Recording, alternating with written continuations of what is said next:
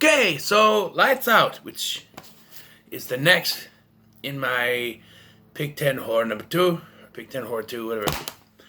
Just a little warning here. They are mowing the lawn out there, so if you hear something, that's just they're mowing the lawn. So, Lights Out. And so,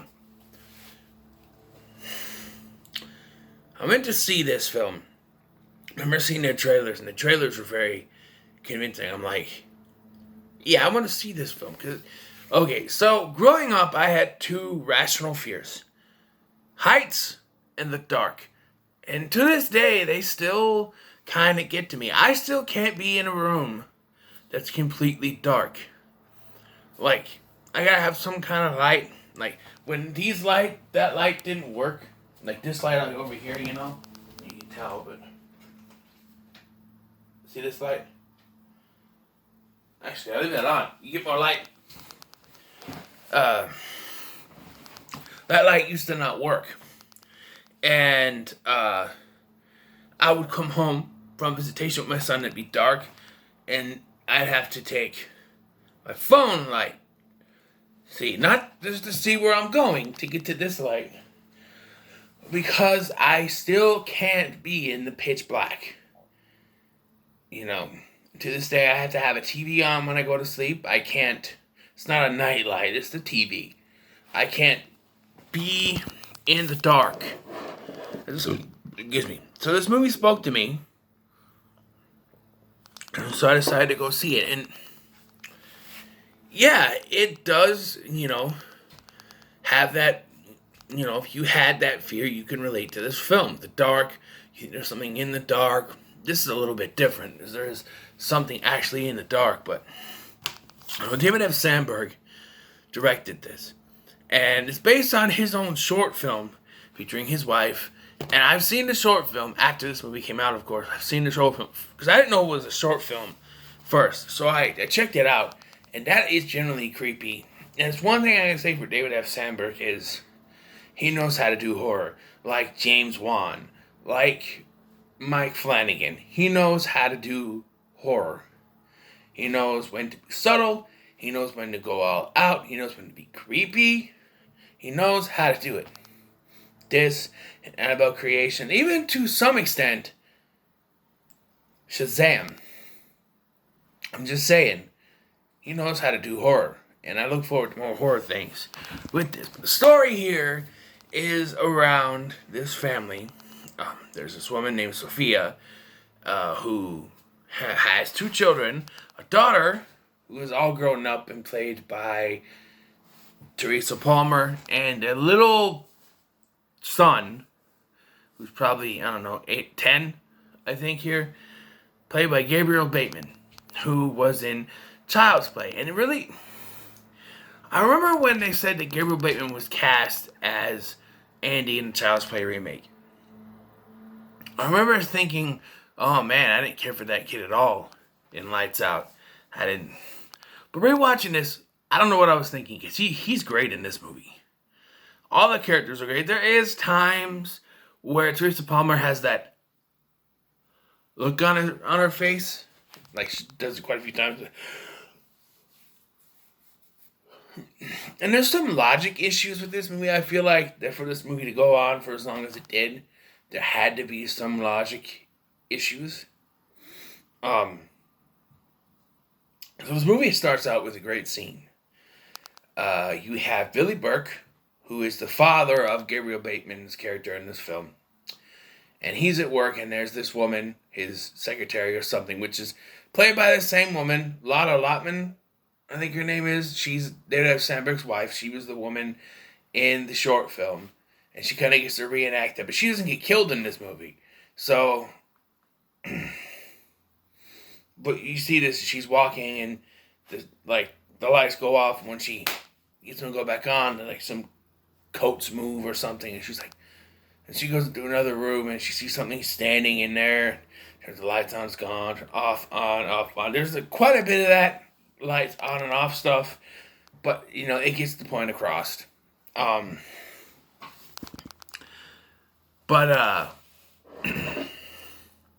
Yeah,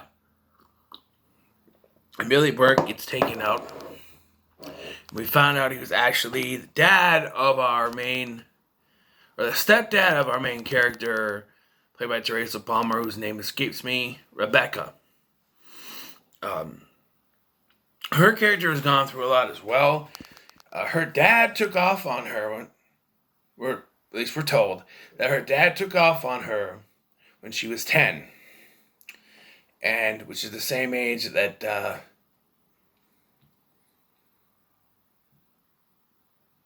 Martin, that's the kid's name. First of all, Martin is an old man's name. But Martin. Couldn't name him Cody or something. I don't know. But that's the same age he is. And his dad just died. So why they never connected that? I connected. I remember watching this and she's talking about how her dad left. I'm like, nah, he's dead. He didn't leave.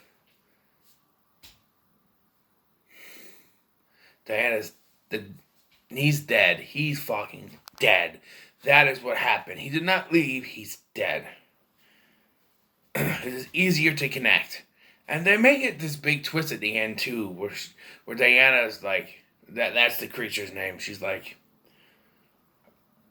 stay away, or I'll show you where I put your father. And oh no! She killed her dad! Shock. If you have a half a brain, you can figure it out. And that's probably one of the only downsides to this film is that a lot of things you can figure, not a lot of things, but you can figure, that's the one thing you can figure out in your head. If you could put two and two together, it's very simple. But, yeah, so Martin can't sleep because there's something else in the house with his mother. No one believes him, of course. And this ends up going to child services, which I feel like a kid falling asleep in class, even if it's like the third time in a row third day in a row it's done, I don't think that warrants child protective services.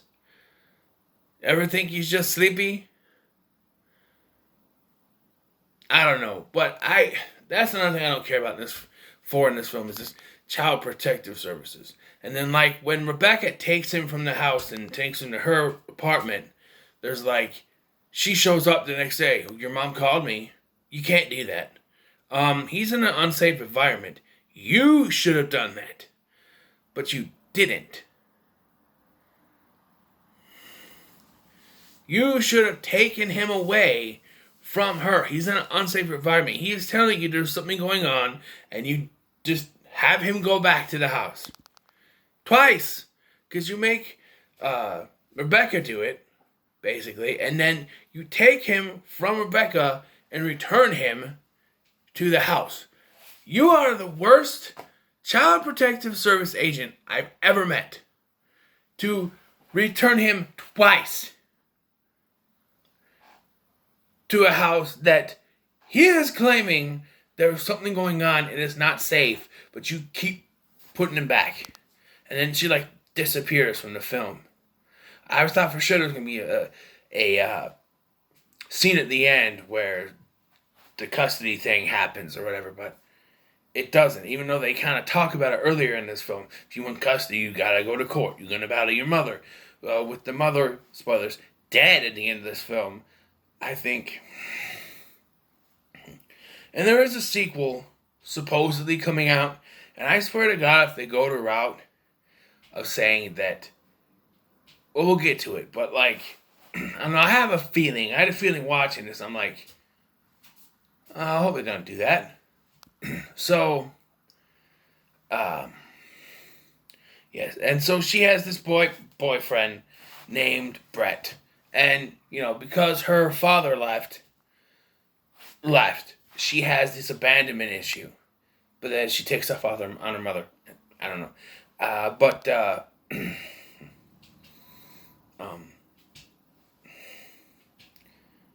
yeah, so she doesn't get close to anyone because she's afraid they're all gonna leave. And then the night that she has her brother there she hears a scratching. She thinks it's her brother. It's not. It's Diana. Then the next day, she finds a scratch with says Diana and then a picture, and that leads to a flashback, another a flashback, which gives us another hint to what actually happened because young Rebecca was drawing a picture of her family, her mom, her dad, her, and then all of a sudden it's gone and it's in the closet, and the dad's been scratched out, and Diana's been drawn in. So that right there, if you didn't figure it out from the fact that the other kid's dad died, that right there told you, yeah, she fucking killed him.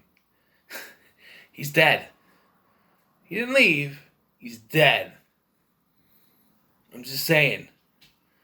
But, yeah, the boyfriend thing. There is a scene during the climax of this film where he tries to help them. Then he leaves. And it makes you think, oh, he's abandoning her again. But he shows back up with the cops. Why didn't he just use his cell phone? I don't know, because this is 2016. So you could have used your damn cell phone, right? You had to drive all the way to the police station. Was there did I miss something where it said that cell phones wouldn't work in there? I know she somehow knocked all the power out, which I don't get. I get if she found the breaker and destroyed the power breaker, but the light on the outside was off. Like the lamp on the outside was off. I don't know why does that mean that he can't use the cell phone? I don't understand that. Well, I have to believe this takes place in 2016, right?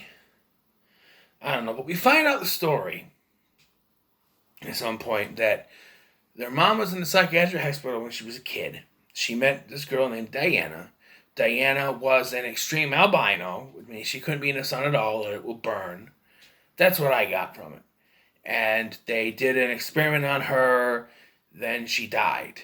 It's very much reminded me of White Noise, because that was an extreme albino too. And I got confused at first because I thought the experiment they did in that film was this one, but they did something. She died, and then she's somehow psychically linked to Sophie's mind, like maybe her psychosis or something. Because at the end of the film, spoiler alert, she shoots herself in the head, and that gets rid of Diana. And being that it's linked to psychoses, I'm thinking maybe the sequel will lead to it being either in Rebecca's head or the kid's head. Maybe that's how they'll do it. Who knows? They kind of shot themselves in the foot because then they have to find some way for Diana to be able to live after this. If they're really planning on doing a sequel, who knows? But, yes, and what I was saying is, I hope they don't go the route of having the film revolve around she's trying to get custody, but then somehow the police believe she shot her mom, or the Child Protective Services believe she shot her mom to get custody of her brother, even though it's plainly simple when the cops look at it, she was holding the gun. Oh, you could have put it in her hand. I hope they don't go that route because that's just going to piss me off. But I think David F. Sandberg did a pretty decent job with this film. I think that it's very well done, actually. There's some jump scares, but they're not like cat, kind of thing.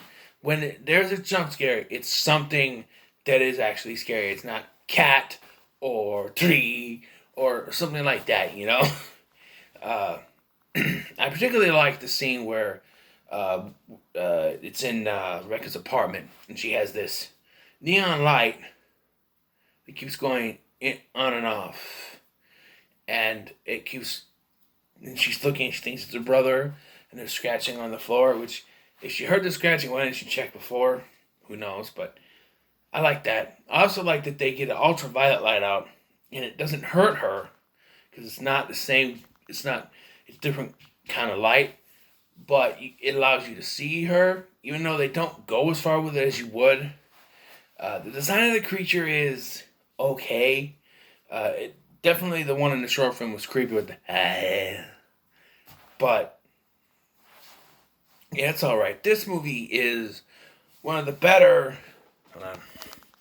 It's PG-13. For those of you saying that, you can't make a PG-13 horror movie. Hello. This is proof you can make a PG-13 horror movie and an effective PG-13 horror movie right here. So, I'm going to give Lights Out a 9 out of 10. That makes it even with John Hughes, Rush Hour. I have to find my paper. Hold on, please. Moment, please. Here we go. So, we write down Lights. Come on. Out. 9 out of 10. That makes it even with the Orphan. And we'll pick out the next film. It's going to be a DVD. Which I only have 2 left.